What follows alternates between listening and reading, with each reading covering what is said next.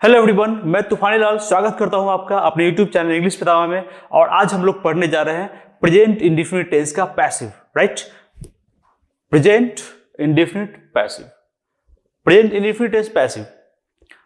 इसका इंपॉर्टेंट बातें क्या है कि पैसिव में ऑब्जेक्ट जो है वही मेन होता है। ऑब्जेक्ट ही सेंटेंस का ड्राइवर होता है, ऑपरेटर होता है। ऑब्जेक्ट को हम लोग एकदम उसको सब्जेक्ट की तरह लेते हैं। इसमें ऑब्जेक्ट, मैं फिर बताता हूं कि ऑब्जेक्ट जो है वो सब्जेक्ट का काम करता है, सब्जेक्ट की जगह पे आता है, सब्जेक्ट का रूप ले लेता है, लेकिन सब्जेक्ट बनता नहीं है। राइट, तो पैसिव सेंटेंस ऐसा सेंटेंस जिसमें कि सब्जेक्ट नहीं हो फिर भी वो सेंटेंस होता है।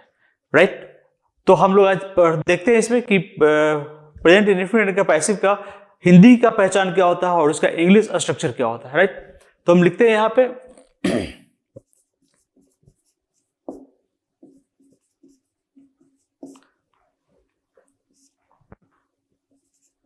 इसका हिंदी पहचान जो होता है, इसमें क्या होता है, क्रिया के साथ लगा होता है या जाता है,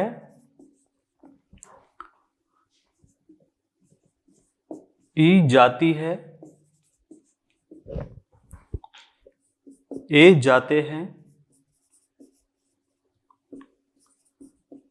आ जाता है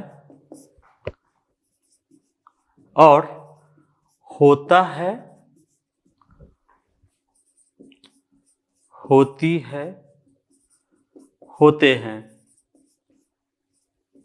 इतने सारे पहचान होते हैं इसके।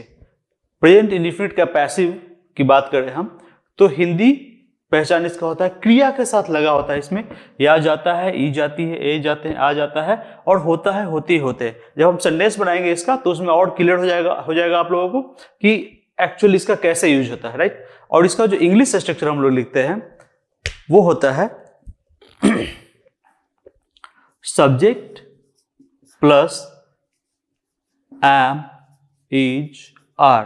तीनों में से कोई एक, एम कहां लगता है, इज कहां लगता है, आर कहां लगता है, पता ही है। Am, is, are plus verb 3 plus other words. यहां सब्जेक्ट कौन होगा? जो ऑब्जेक्ट होगा सेंटेंस का वही सब्जेक्ट होगा, उसी को हम लोग सब्जेक्ट बना देंगे और सब्जेक्ट के रूप में ले आएंगे उसको। राइट, अब एक सेंटेंस लिखते हैं हम यहाँ पे। ये सेंटेंस देखिए, यहां सारे काम मशीन से किए जाते हैं। राइट, तो यहां सारे काम मशीन से किए जाते हैं, यानी मशीन के द्वारा किए जाते हैं सारे काम। लेकिन मशीन के द्वारा सारे काम को करता कौन है, यहां पे ये पता नहीं है।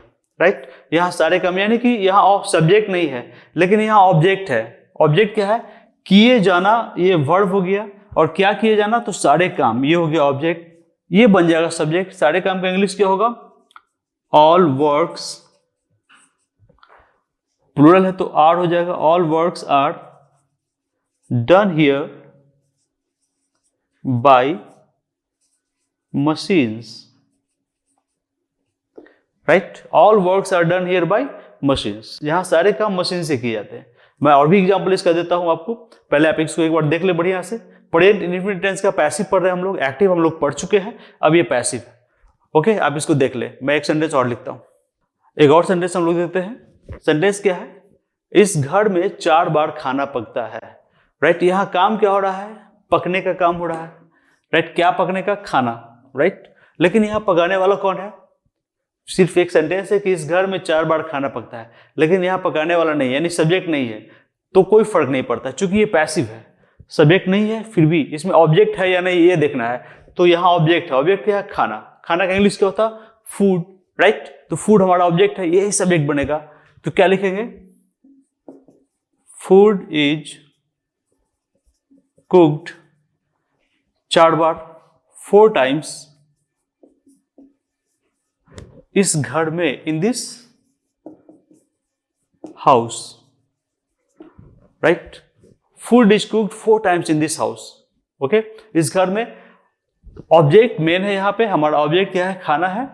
यहां सब्जेक्ट नहीं भी होगा तो चलेगा क्योंकि इसमें पैसिव में ऑब्जेक्ट इंपॉर्टेंट होता है। राइट, ये हो गया एक सेंटेंस। और हम लोग देख लेते हैं ताकि बहुत अच्छी तरह समझ में आ जाए। इस कार्यालय में सारे पत्र अंग्रेजी में लिखे जाते हैं। अब यहां भी आप देखेंगे सब्जेक्ट कौन सा है, तो आपको सब्जेक्ट नहीं मिलेगा। सब्जेक्ट नहीं मिलेगा कोई बात नहीं है, ये सेंटेंस पैसिव है। जहां जिस भी वाक्य में अगर हिंदी का कोई वाक्य आपके पास आता है या इंग्लिश का कोई वाक्य आता है और उसमें सब्जेक्ट नहीं हो, राइट, सब्जेक्ट का नेचर तो आपको पता ही है, मैंने बहुत बार बताया है। और अगर नहीं पता है तो मेरी एक वीडियो है स्पेशली यही सब चीज़ों पे बनाया हुआ, जो बेसिक वीडियो है जिसका टाइटल है बेसिक @0 to हीरो। आप उसे जरूर देखेंगे, सारी चीज़ क्लियर हो जाएगा। फिर भी मैं एक बार आपको मैं सब्जेक्ट बताता हूँ। किसी काम के करने वाले को ही सब्जेक्ट कहा जाता है। तो हमारे यहाँ काम हो रहा है एक लिखे जाने का काम। अब ये काम करने वाला कौन है इस वाक्य में, आप खुद ढूंढिए, कोई भी नहीं है। तो ये क्या हो गया, ये पैसिव हो गया। पैसिव में हमको सब्जेक्ट से कोई लेना देना नहीं होता है। ऑब्जेक्ट मेरे पास है कि नहीं ये देखा जाता है। ऑब्जेक्ट हमारे पास है, लिखे जाते हैं। क्या लिखे जाते हैं, लिखने का काम किस चीज पे होता है, सारे पत्र पे। ये हमारा ऑब्जेक्ट हो गया, यही सब्जेक्ट बनेगा। All letters are written in English in this office, right. All letters are written in English in this office, ये हो गया। तो हमारा प्रेजेंट इंडेफिनिट टेंस का एक्टिव हम लोग अब पढ़ चुके हैं, राइट। मेरी आपसे एक रिक्वेस्ट है कि आप लोग खुद से भी हिंदी का सेंटेंस कंपोज करें। हमारी मदर टंग हिंदी है, कोई भी बातें सबसे पहले हमारे दिमाग में हिंदी में ही आएगी और फिर हम लोग उसके इंग्लिश स्ट्रक्चर के माध्यम से उसको इंग्लिश कैसे किया जाता है, इंग्लिश में ट्रांसलेट कैसे किया जाता है, ये समझते हैं हम लोग, राइट। और जब तक इंग्लिश में ट्रांसलेट करना काफी अच्छा से नहीं आएगा हम लोगों को, तब तक इंग्लिश को बोलना, मतलब प्योर इंग्लिश बोलना या लिखना या लिखे हुए को समझना हमारे समझ से परे हो जाएगी, कभी समझ में नहीं आएगी। तो जो भी लोग ऐसा बोलते हैं कि नहीं यार ये कन्वर्सन जो होता है हिंदी से इंग्लिश या ट्रांसलेशन बोल रहे उसको, ये इंग्लिश लैंग्वेज, इंग्लिश सीखने के रास्ते में बाधा है, वो बिल्कुल ही गलत बोलते हैं। ऐसा नहीं होता है। चूंकि होता है ऐसा भी कि ट्रांसलेशन सीखे हुए बिना कुछ बच्चे होते हैं, छोटे छोटे बच्चे जो इंग्लिश मीडियम स्कूल्स में पढ़ते हैं या जिनको इंग्लिश इन्वायरमेंट घर में ही मिलता है, तो चूंकि वो उनके पास काफी टाइम होता है, उनको इंग्लिश लैंग्वेज, इंग्लिश बोलने सीखने में वो जब से स्कूल ज्वाइन करते हैं, बहुत कम वैसे 4 साल 5 से, तो 2 साल 3 साल तो उनको लग ही जाता है। तो अगर आप भी 2 साल 3 साल अगर जा करके ऐसी जगह पे रहते हैं तो आपको भी आ जाएगी बिना सीखे हुए, लेकिन परफेक्ट नहीं आ पाएगी आपको, राइट।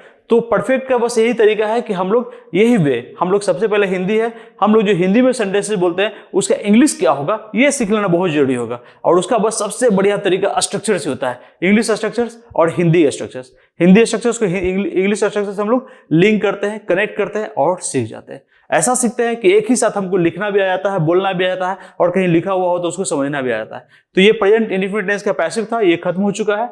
आप इस पे खूब प्रैक्टिस करें और इसे कॉपी में जरूर लिखें। मैं फिर से बोलता हूं कि आप सिर्फ इसे एक इंग्लिश के यूट्यूब वीडियो ना समझे, इसे एक इंग्लिश का क्लास समझे, राइट। अब हम लोग इसके बाद जो पढ़ेंगे वो होगा हमारा प्रेजेंट इंडेफिनिट टेंस का कॉस्टिव, राइट। हमने एक्टिव पढ़ा, पैसिव पढ़ लिया, अब कॉस्टिव पढ़ेंगे। कॉस्टिव ये तीनों क्यों पढ़ेंगे, तो मैं आपको बताता चलूं कि हम लोग किसी भी बात को जो बोलते हैं, कहते हैं या कहीं लिखा हुआ मिलता है, वो 3 तरीके से मिलता है। पहला तरीका एक्टिव होता है, दूसरा तरीका पैसिव होता है और तीसरा तरीका कॉस्टिव होता है, राइट। कितने तरीके से हम लोग सीखते हैं, 3 तरीके से, एक्टिव, पैसिव और कॉस्टिव। एक्टिव पैसिव हम लोग पढ़ लिया, अब कॉस्टिव पढ़ते हैं क्या होता है। Okay, thank you.